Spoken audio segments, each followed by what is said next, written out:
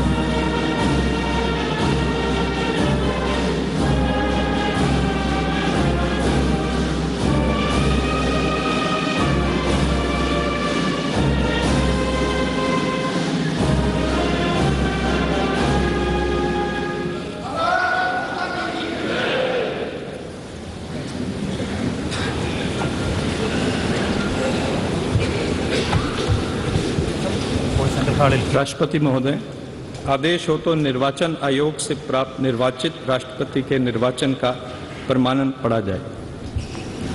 यतः भारत के संविधान के अनुच्छेद 324 द्वारा भारत के राष्ट्रपति के पद के निर्वाचन का अधीक्षण, निर्देशन और नियंत्रण भारत निर्वाचन आयोग में निहित है और यतः श्री रामनाथ कोविंद की पदावधि का अवसान वर्ष 2022 के जुलाई मास के 24वें दिन तदनुसार शक संवत के वर्ष 1944 के श्रावण मास के दूसरे दिन होने के लिए नियत है और यतः भारत के राष्ट्रपति के पद को भरने के लिए संविधान तथा राष्ट्रपतीय और उपराष्ट्रपतीय निर्वाचन अधिनियम 1952 के उपबंधों और तदधीन बनाए गए नियमों और आदेशों के अनुसार निर्वाचन करा लिया गया है तथा परिणाम घोषित कर दिया गया है। अब इसलिए भारत निर्वाचन आयोग एतद द्वारा प्रमाणित करता है कि श्रीमती द्रौपदी मुर्मू वर्ष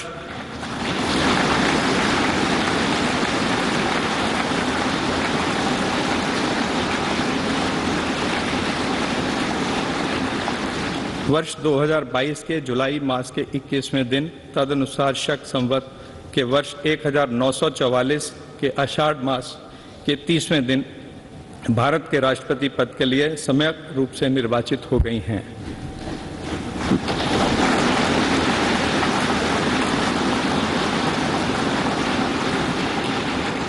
भारत गणराज्य के 73वें वर्ष में हमारे हस्ताक्षर और भारत निर्वाचन आयोग की मोहर से वर्ष 2022 के जुलाई मास के इस 21वें दिन तदनुसार शक संवत के वर्ष 1944 के आषाढ़ मास के 30वें दिन प्रदत्त किया गया।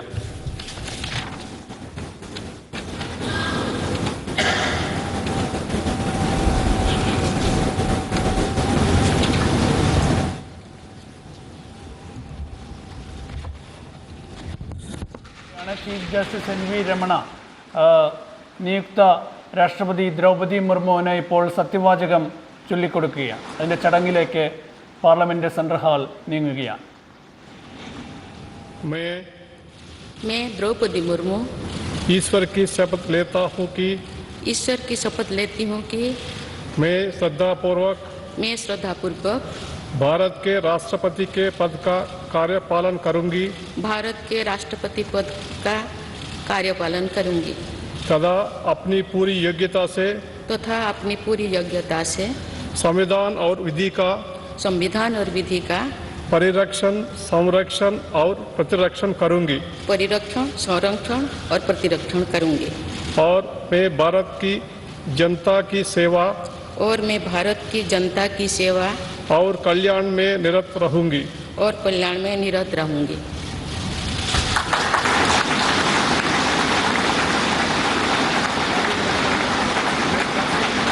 അധികാരം ഏറ്റെടുക്കുന്ന ദൃശ്യങ്ങളാണ്, രാഷ്ട്രപതിയായി സ്ഥാനമേൽക്കുന്ന ദൃശ്യങ്ങളാണ് കാണുന്നത്. സുനിൽ, ഇതിനിപ്പോൾ സത്യപ്രതിജ്ഞ ചെയ്തിരിക്കുന്നു. ദ്രൗപദി മുർമു ഇന്ത്യയുടെ 15ാമത് രാഷ്ട്രപതിയായി ആദിവാസി വിഭാഗത്തിൽ നിന്നുള്ള ആദ്യ നേതാവ് ഇപ്പോൾ സത്യപ്രതിജ്ഞ ചെയ്തിരിക്കുന്നു. ഇപ്പോൾ സ്ഥാനമൊഴിയുന്ന രാഷ്ട്രപതി രാംനാഥ് കോവിന്ദ് അദ്ദേഹത്തിൻ്റെ സ്ഥാനം ദ്രൗപദി മുർമുവിനായി ഒഴിഞ്ഞുകൊടുക്കുന്നത് നമുക്ക് ദൃശ്യങ്ങളിൽ കാണാൻ കഴിയും. അങ്ങനെ രാഷ്ട്രപതിയുടെ കസേരയിലേക്ക് ദ്രൗപദി മുർമു ഇരിക്കുകയാണ്. സ്ഥാനമൊഴിയുന്ന രാഷ്ട്രപതി രാംനാഥ് കോവിന്ദ് ആ സ്ഥാനം അവർക്ക് കൈമാറുന്നത് നമുക്ക് ദൃശ്യങ്ങളിൽ കാണാൻ കഴിയും. ഏതായാലും ഇപ്പോൾ രാഷ്ട്രപതിയായി ചുമതലയേൽക്കുകയാണ് ദ്രൗപദി മുർമു. സത്യപ്രതിജ്ഞയ്ക്ക് ശേഷം ചീഫ് ജസ്റ്റിസ് എൻ വി രമണയാണ് ദ്രൗപദി മുർമുവിന് സത്യവാചകം ചൊല്ലിക്കൊടുത്തത്. ഇന്ത്യയുടെ 15ാമത് രാഷ്ട്രപതിയായി ദ്രൗപദി മുർമു ഇപ്പോൾ ചുമതല ഏറ്റെടുത്തിരിക്കുന്നു. ഇനി ദ്രൗപദി മുർമു രാജ്യത്തെ അഭിസംബോധന ചെയ്യും.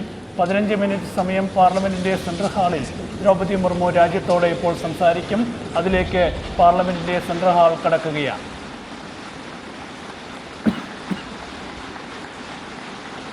രാഷ്ട്രപതിയായി ദ്രൗപദി മുർമു സത്യപ്രതിജ്ഞ ചെയ്ത് അധികാരം ഏറ്റെടുത്തിരിക്കുന്നു. ആ ദൃശ്യങ്ങളാണ് കാണുന്നത്. പ്രധാനമന്ത്രി ഉൾപ്പെടെയുള്ളവർ സെൻട്രൽ ഹാളിൽ ഉള്ളതിൻ്റെ ദൃശ്യങ്ങളും കാണുന്നു. രാംനാഥ് കോവിന്ദ്, മുൻ പ്രസിഡന്റ് രാംനാഥ് കോവിന്ദ് അധികാരം ഇപ്പോൾ കൈമാറിയിരിക്കുന്നു. ചെയർ കൈമാറിയിരിക്കുന്നു പുതിയ രാഷ്ട്രപതിക്കായി, ദ്രൗപദി മുർമുവിനായി.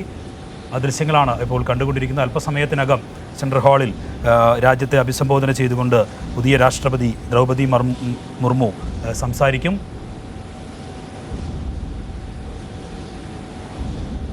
സുനിൽ, ചരിത്ര മുഹൂർത്തത്തിന് തന്നെയാണ് പാർലമെന്റിന്റെ ചരിത്ര പ്രസിദ്ധമായ സെൻട്രൽ ഹാൾ സാക്ഷിയായിരിക്കുന്നത്.